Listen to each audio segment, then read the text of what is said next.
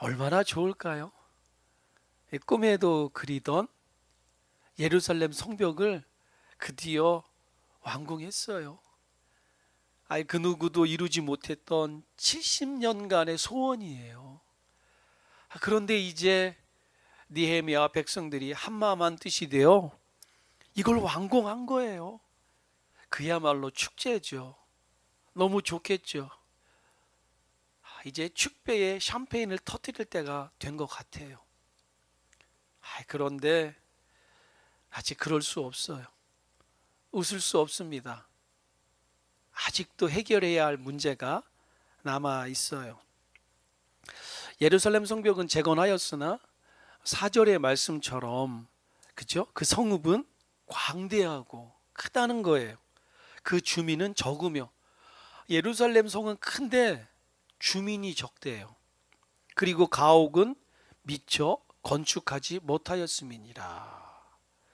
무슨 말씀인지 이해되시죠? 예루살렘 성벽을 잘 완공하고 문짝도 달았는데 그 안에서 살 사람이 없대요. 그래서 문제래요. 집을 아름답게 건축하고 그곳에 들어가 살지 않으면 시간이 지남에 따라 그 집은 흉가가 돼요. 뭐든지 사람 손을 타야 되잖아요. 사람 손이 타지 않으면 금방 녹슬고 무너지게 되어 있어요. 자동차도 마찬가지죠. 사랑하며 닦고 조이고 관리할 때 그 자동차는 우리에게 편안함을 주어요. 그런데 그냥 방치하면 문제가 생기기 시작합니다. 꼭 이와 같은 거예요. 그러므로 느헤미야에게 고민이 생겼습니다. 이대로 가다가는 다시 예루살렘 성벽이 무너질 것은 불을 보듯 뻔해요. 적들의 공격을 받아 무너지게 될 거예요. 그동안의 소원이 다 무너지게 될 거예요. 모든 것이 수포로 돌아갈 거예요. 자, 어떻게 사람들을 다시 모아 예루살렘에서 살게 할 것인가? 이게 그렇게 쉬운 문제가 아니에요. 어떻게 다시 사람들을 모아 예루살렘으로 불러 모을 것인가? 단순히 불러 모으는 목적만이 아니에요. 그곳에서 다시 어떻게 예배의 공동체로 거듭날 것인가? 느헤미야는 여기에 목적이 있어요. 또 다른 도시를 하나 만드는 게 목적이 아니라 잃어버렸던 하나님의 영광을 되찾아 거기서 진정으로 예배하고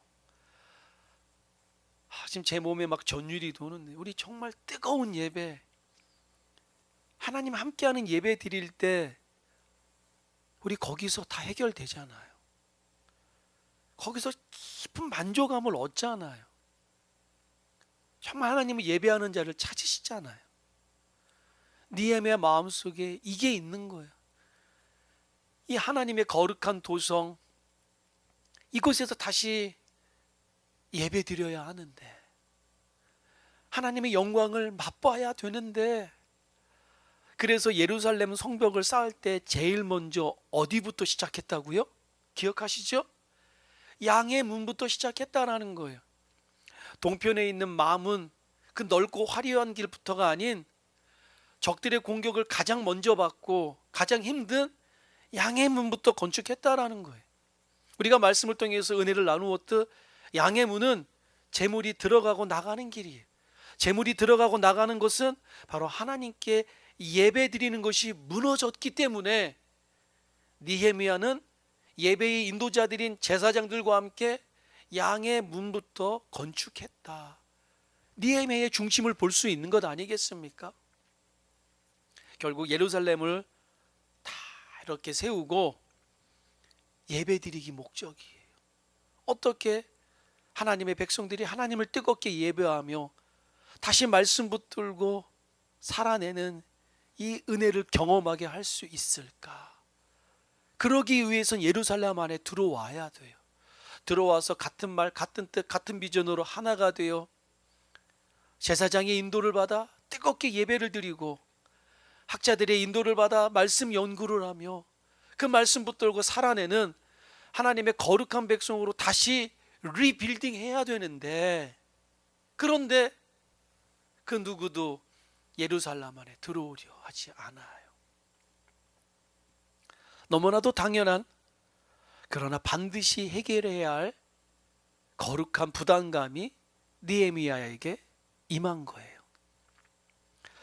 자, 기도의 사람 느헤미야 어떻게 했을까요? 우리가 느헤미야 연구를 통해서 보았듯 깊이 생각하고, 이 말은 깊이 기도했다라는 거예요. 깊이 기도하며 또 하늘의 하나님께 지혜를 구했겠죠. 자, 이렇게 볼 때 거룩한 영적 습관은 매우 중요해요. 느헤미야의 몸속에 깊이 새겨져 있는 거룩한 영적 습관, 하나님께 나아가자, 하나님께 기도하자. 그래서 그는 일찍이 수산궁에 있을 때부터 하나님께 수일 동안 울며 금식하며 나아갔잖아요. 느헤미야의 마음속에 이 거룩한 영적 습관이 배어 있는 거예요. 그리고 그는 예전에 기도했던 것처럼 또다시 하나님께 깊이 기도로 나아가요. 다니엘이 그랬잖아요. 말씀으로 무장하고 그가 하루 3번 뜻을 정하여 예루살렘을 향하여 기도하지 않아요. 그때 죽으면 죽으리라는 이 결연하고도 확실한 이 결단으로 하나님께 나아가잖아요. 예수님이 그러셨잖아요. 예수님 성자 하나님이세요. 예수님 하나님이십니다. 그분의 말씀으로 온 우주가 창조되고 그분의 말씀으로 온 우주가 역사해요. 그런데 그 하나님 되신 예수님조차 성경을 보니 어떻게 했다고요? 새벽 미명의 습관을 쫓아 기도하셨다. 자, 이렇게 볼 때 오늘을 살아가는 우리가 정말로 이 땅에서 훈련하고 또 훈련하며 다듬어야 할 것은 우리 육신의 건강이 아닌 영적 건강, 영적 훈련에 매진해야 할 줄 믿습니다. 육신의 훈련은 약간의 도움은 될 수 있으나 이생과 뇌생에 있어서 우리를 영원히 살리고 우리를 하나님 앞으로 인도하는 것은 거룩한 영적 훈련이에요. 이렇게 볼 때 저와 우리 사랑하는 성도님들이 거룩한 영적 훈련에 매진하시기를 바랍니다.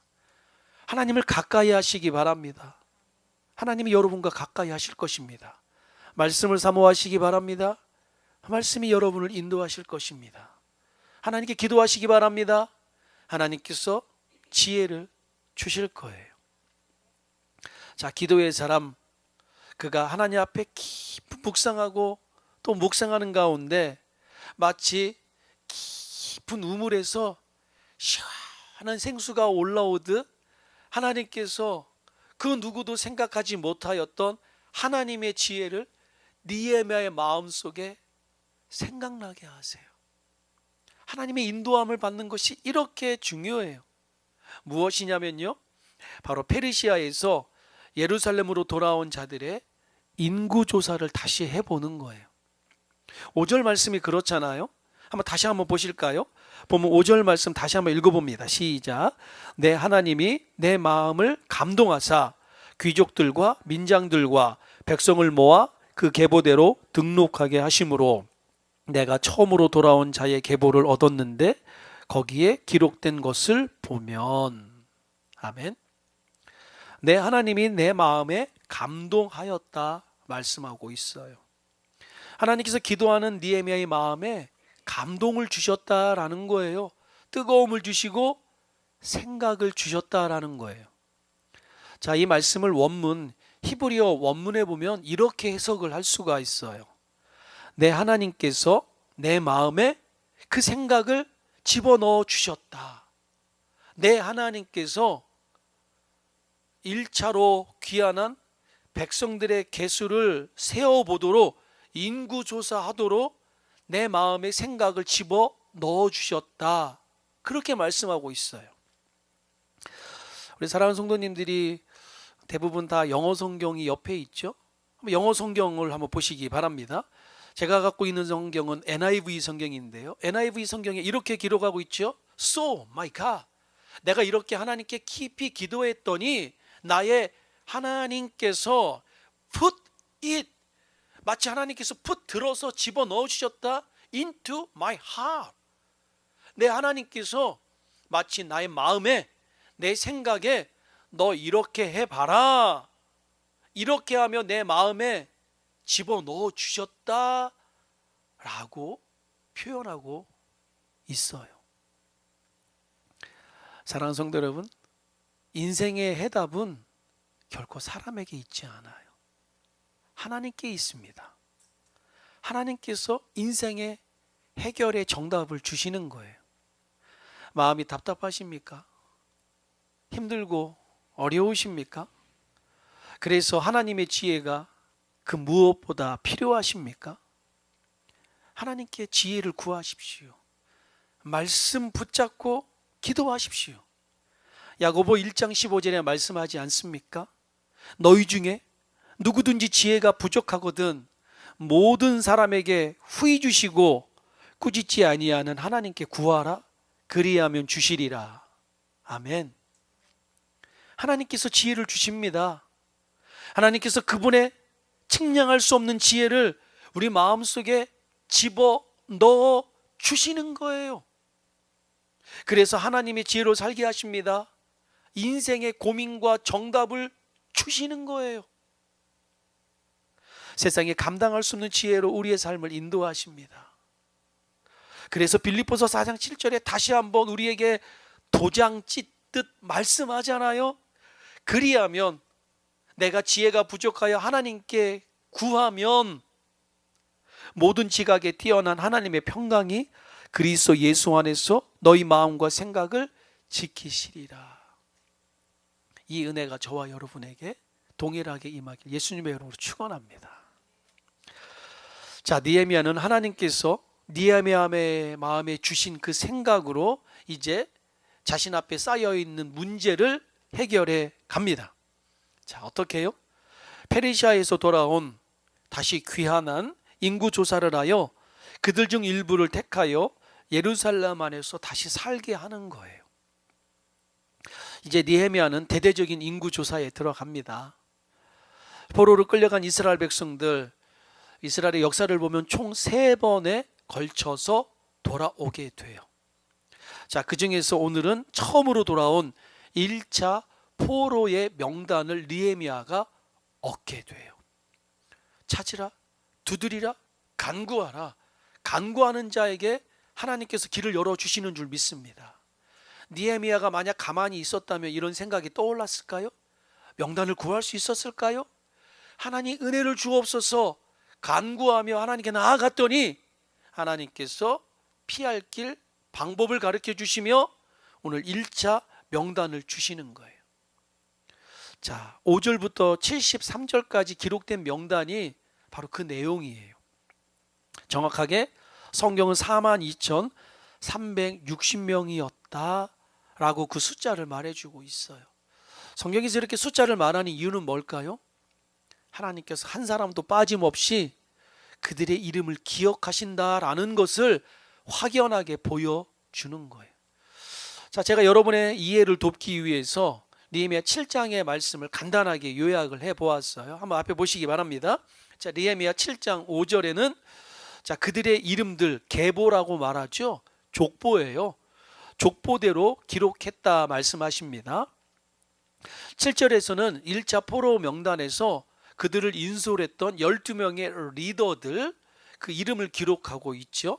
우리가 같이 읽어보았는데 참 발음하기도 힘들어요. 그렇지만 하나님은 그들의 이름을 기억하시며 성경에 기록하셨어요. 내가 너희를 결코 잊지 않겠다 하나님 스스로가 다짐하는 거죠. 8절로 38절에는 그들과 함께하였던 그 패밀리 네임, 가족의 이름을 기록하고 있어요. 39절로 45절에서는 제사장들, 노래하는 자들, 오늘로 말하면은 뭐 찬양대, 찬양팀 그렇게 되겠죠. 그리고 악기로 봉사하는 자들, 문지기, 성전에서 들락날락하며 하나님을 섬겼던 문지기 등 레위 지파에 속한 이름을 기록하고 있어요. 그리고 45절로 60절에서는 좀 생소한 이름이지만 느디님 사람들, 성전에서 가장 힘들고 어려운 일을 했던 사람들, 그분들의 이름을 기록하며 솔로몬의 신하들의 이름을 기록해요. 61절로 65절에서는 좀 계보가 불확실한 사람들, 하지만 인간이 보기에는 불확실하지만 하나님은 그들을 기억하십니다. 그리고 그들의 이름을 기록하세요. 끝으로 66절에서 73절에서는 이렇게 믿음으로 돌아온 총 숫자와 그들이 하나님께 올려드린 예물을 기록하고 있어요. 정말 놀랍고 크신 은혜 아닙니까? 하나님은 꼭 이렇게 이분들의 이름과 헌신을 기록해야만 했을까요? 맞습니다. 하나님은 이분들의 이름을 단 한 명도 빠짐없이 기록하기 원하셨어요. 그것이 하나님의 뜻이었어요. 왜냐하면 이들은 풍요로운 페르시아의 삶을 뒤로하고 모든 특권을 포기하고 예루살렘의 회복을 꿈꾸며 예배의 공동체를 꿈꾸며 다시 믿음으로 돌아온 하나님 앞에 헌신된 이름이었기에 하나님은 결코 이분들의 이름을 잊지 않으신 거예요. 그래서 하나님은 이 사람들이 너무나도 귀한 거예요.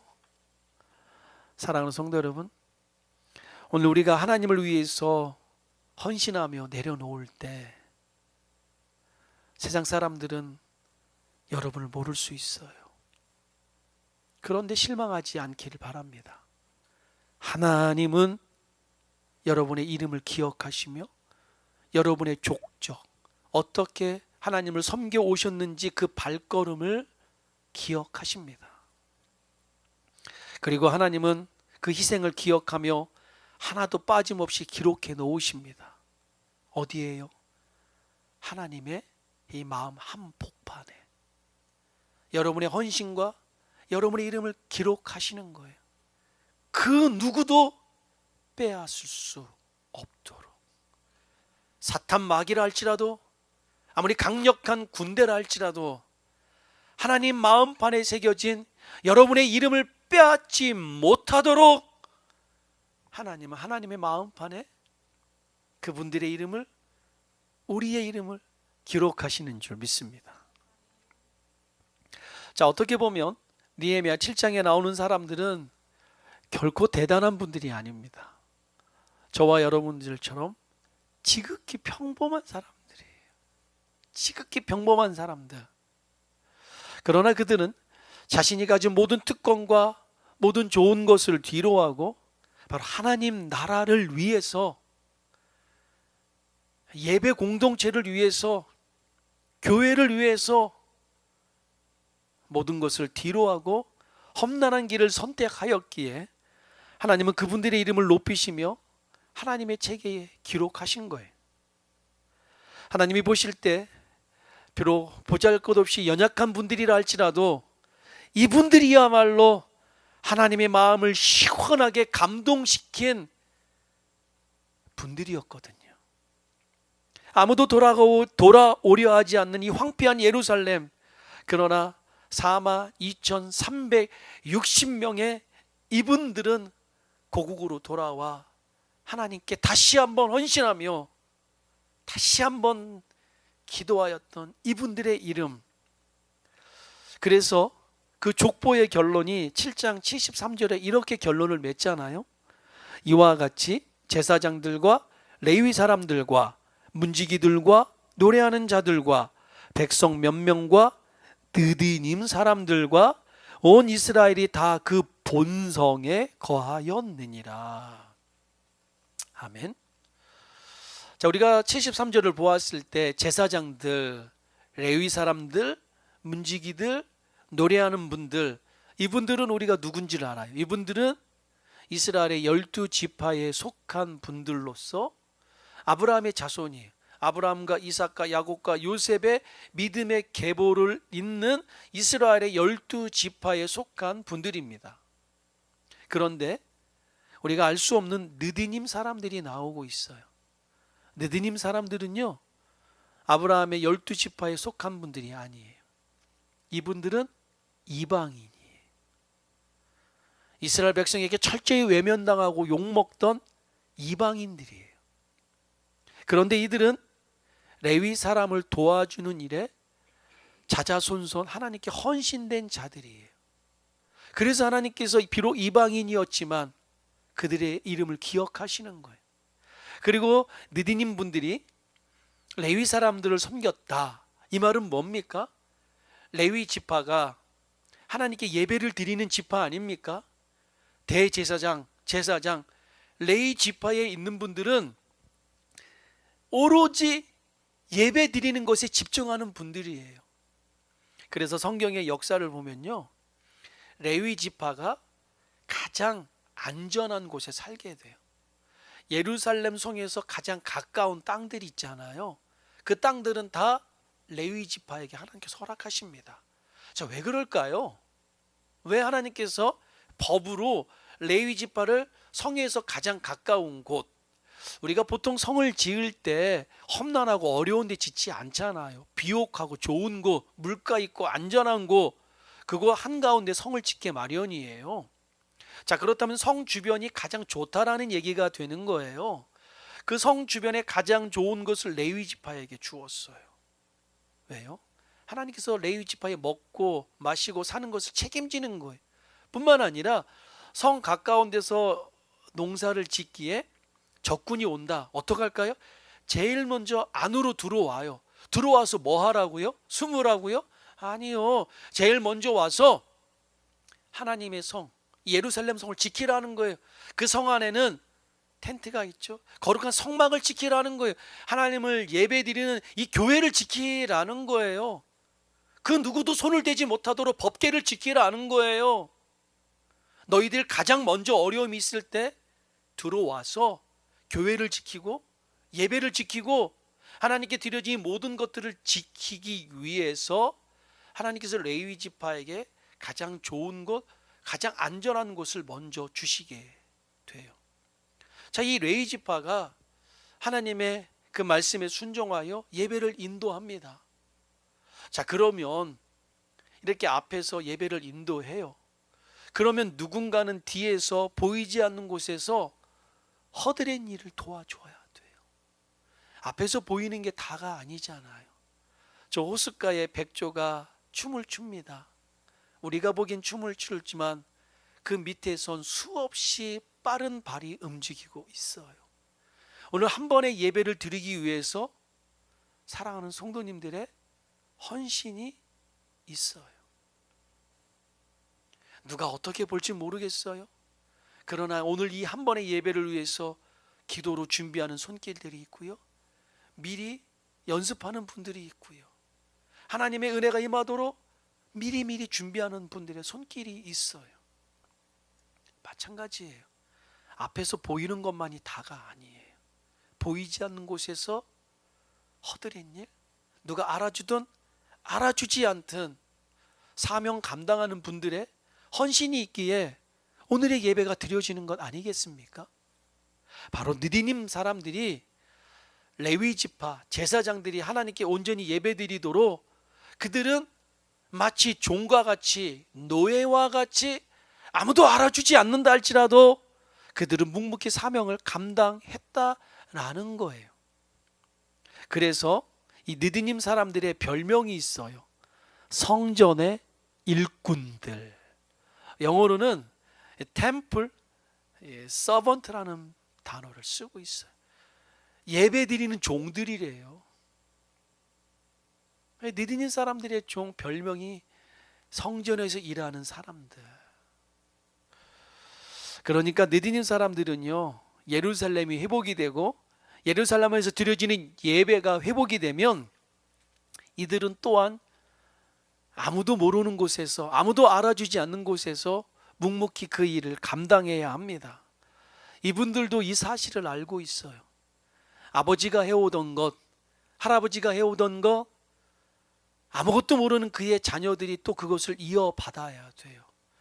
그들의 자녀들이 그러겠지 않겠습니까? 아빠, 우리는 느디님 사람이야. 근데 왜 우리가 여기서 이걸 해야 돼? 아빠가, 할아버지가 그 자녀에게 말을 했겠죠. 얼마나 감사하냐. 이방인이었던 우리를 구원하시고 천지 만물의 주관자이신 하나님께 예배드리는 일에 우리가 쓰임받다라니 감사한 줄 알아라. 고마운 줄 알아라. 나를 써주신 하나님께 감사해라. 그렇게 교육한 건 자명한 거 아니겠습니까? 자, 그럼에도 불구하고 이들은 나를 구원하신 하나님의 은혜에 감사하여 자자손손 자신들의 모든 걸 포기하고 성전의 종처럼 노예로 헌신하게 되어요.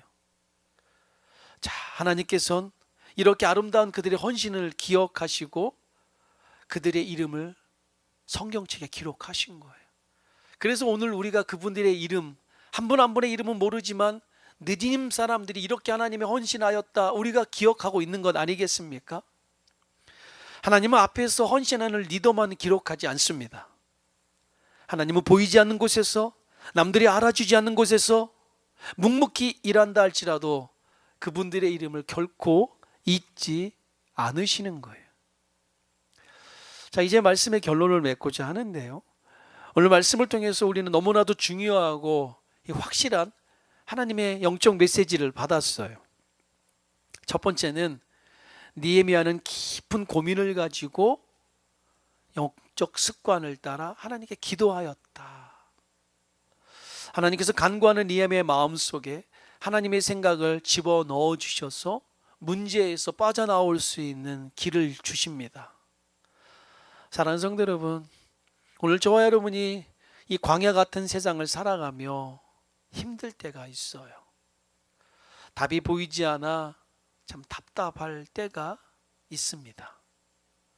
불안한 미래와 여전히 해결되지 않은 문제들로 참 깊은 한숨이 나올 때가 있어요. 나를 나보다 더 사랑하시고 나를 나보다 더 잘 아시는 하나님께 우리 기도하자고요. 정말 기도하자고요. 정말 믿음으로 한번 간구해 보자고요. 하나님께서 빛이 되어 주시고요, 길이 되어 주십니다.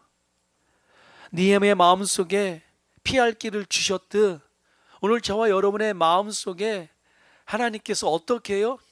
Put it into my heart. 그냥 하나님의 생각을 집어서 그냥 넣어 주시는 거예요. 너 이렇게 해봐라. 걱정하지 마라. 내가 너의 길이 되어 줄게. 하나님이 인도하시는 은혜가 저와 여러분에게 있길 예수님의 이름으로 축원합니다. 두 번째로 우리는 하나님 나라와 하나님의 교회를 위해서 느디님 사람들이 레위 지파를 섬겼다 했잖아요. 레위 지파에는 제사장도 있고 또 일반 평민도 있었을 거예요. 무슨 말입니까? 하나님 나라를 위해서, 교회를 위해서, 제사장, 주의 종을 위해서, 성도를 위해서 묵묵히 헌신하였던 그분들의 이름을 하나님이 잊지 않으신다라는 거예요. 사람은 여러분의 헌신과 여러분의 눈물을 모를 수 있어요. 때로는 외면할 수 있습니다. 때로는 제대로 오해할 수도 있어요. 그러나 하나님께서는 하나님 나라와 교회, 주의 종과 성도를 위해 섬겼던 여러분 한 사람 한 사람이 누구보다 귀하십니다. 여러분이 어떻게 하나님을 섬겨왔는지 하나님은 여러분의 눈물을 다 알고 아십니다. 기억하십니다. 여러분이 못 먹고 못 쓰고 드렸던 거 기억하십니다. 어디 가고 싶어도 못 가고 정말 하나님께 믿음으로 살아오셨던 믿음의 삶을 다 기억하십니다. 하나님께서 여러분의 눈물을 기억하십니다. 우리 그러면 된 거 아니에요. 하나님이 알아주시면 되는 거 아니에요. 뭐 우리가 누가 알아달라고 했던 거 아니잖아요. 근데 오늘 말씀이 정말 뭐 은혜가 되지 않아요? 하나님이 알아주신대. 하나님이 기억하신대. 그리고 하나님께서 너무나도 귀하고 아름다워 여러분의 헌신과 이름을 잊어버리지 않기 위해서 하나님의 이 마음 한복판에 새겨 놓으셨대요. 우리 그러면 된 거 아니에요? 그것만으로도 감사하지 않아요? 하나님의 은혜가 여러분에게 임하길 예수님으로 축원합니다. 세 번째로, 하나님의 은혜가 너무 감사해서, 나 같은 죄인 구원하심이 너무 감사해서, 하나님을 위해서 헌신할 수 있는 은혜 주신 것이 너무 감사해서, 그래서 이 몸 밖에 드릴 것 없어서 어떤 분들은 노래하는 자로, 오늘 본문에서 그러잖아요.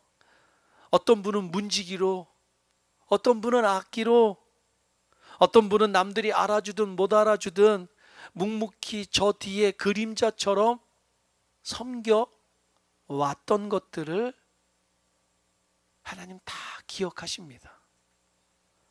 사랑하는 성도 여러분, 여러분들이 섬겨오셨던 그 아름다운 일들, 하나님의 교회와 하나님의 나라와 하나님의 백성들을 위해서 해오셨던 그 모든 사역들, 어쩌면 여러분들이었기에 가능했던 그 일들, 어쩌면 하나님께서 여러분을 믿고 맡겨 주셨던 그 일들, 여러분의 헌신을 하나님께서 기억하고 또 알고 계십니다.